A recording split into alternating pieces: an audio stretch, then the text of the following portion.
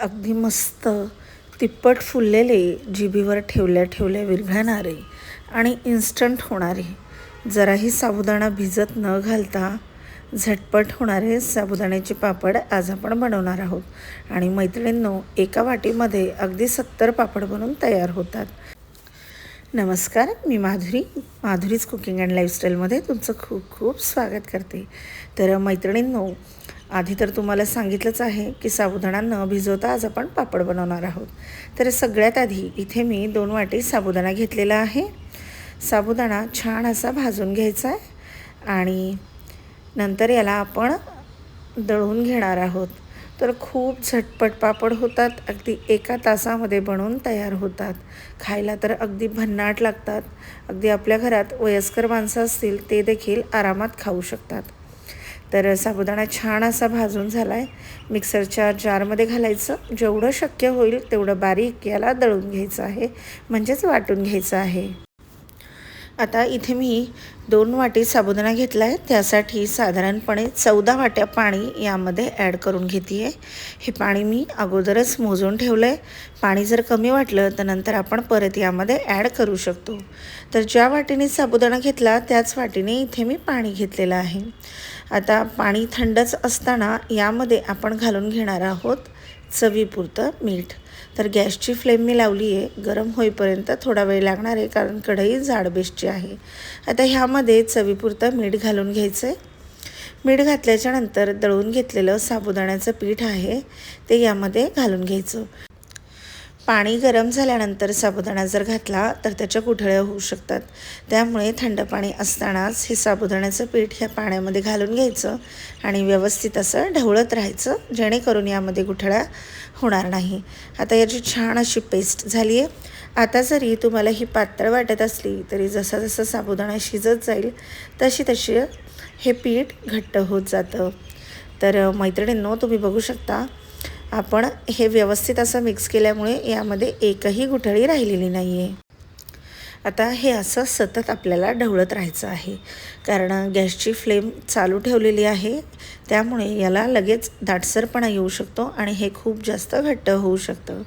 तर याला सतत ढवळत राहायचं, एवढं एकच फक्त आपल्याला काम करायचं आहे.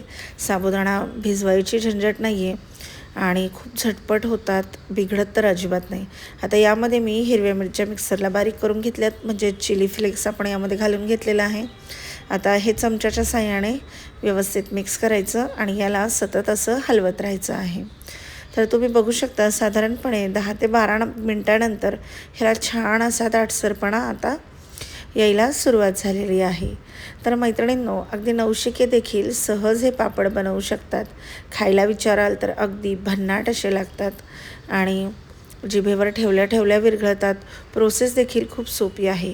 दिसायला अगदी पातळ, अगदी काचेसारखे दिसत असले तरी खायला खूप सुंदर लागतात. आता तुम्ही बघू शकता याला खूप असा घट्टसरपणा आलेला आहे, पण घाबरण्याची अजिबात गरज नाही आहे. मी दुसरीकडे 3 वाट्या पाणी गरम करण्यासाठी ठेवलेलं आहे. जेवढं पाणी आपल्याला लागणार आहे तेवढं आपण यामध्ये घालून घेणार आहोत.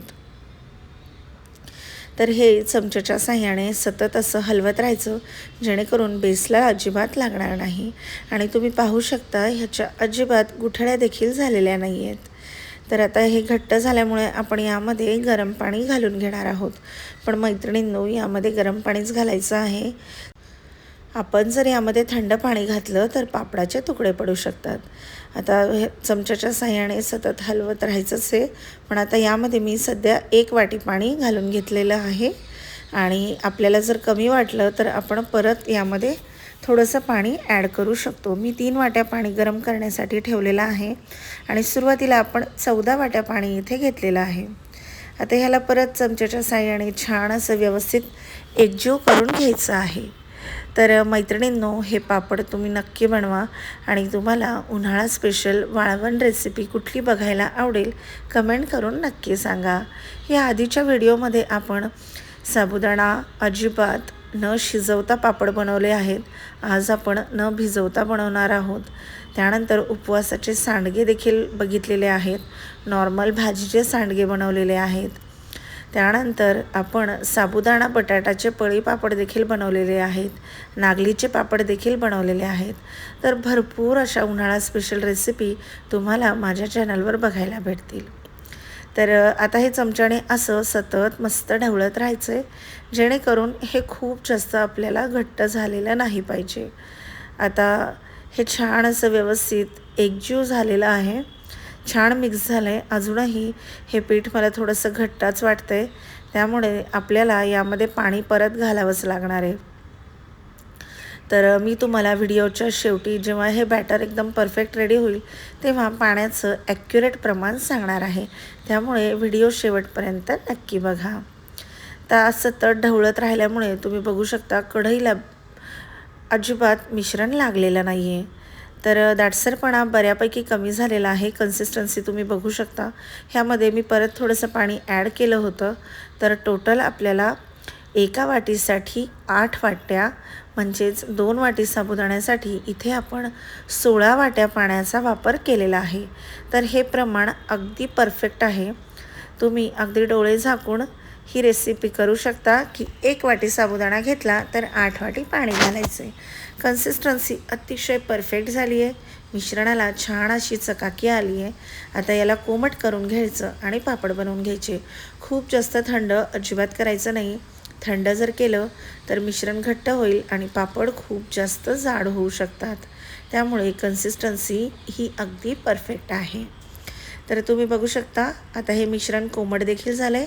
एक प्लास्टिकचा पेपर घ्यायचा आणि त्यावर हे पापड बनवून घ्यायचे आहेत.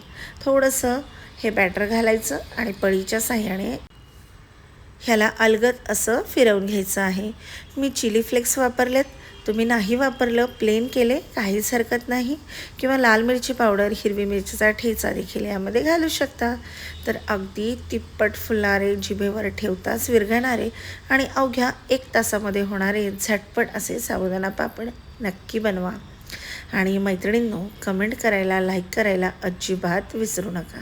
आता ह्याच पद्धतीने मी सगळे पापड इथे बनवून घेतलेले आहेत. तुम्ही बघू शकता दिसायला सुंदर दिसत आहेत. वाळल्यावर तर अगदी काचेसारखे दिसतात.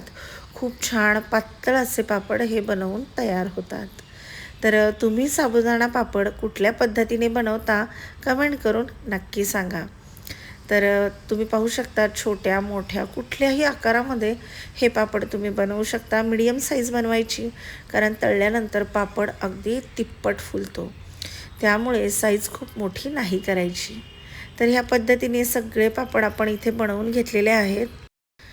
तर मैत्रिणींनो, क्वांटिटी जर सांगायची तर 2 वाट्यामध्ये माझे साधारणपणे 150 पापड बनवून तयार झालेले आहेत.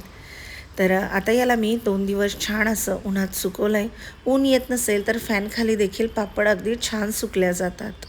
पण याला ऊन द्यायचं जेणेकरून हे वर्षभर आरामात टिकले पाहिजे. ऊन दिल्यामुळे पापड लवकर खराब होत नाही.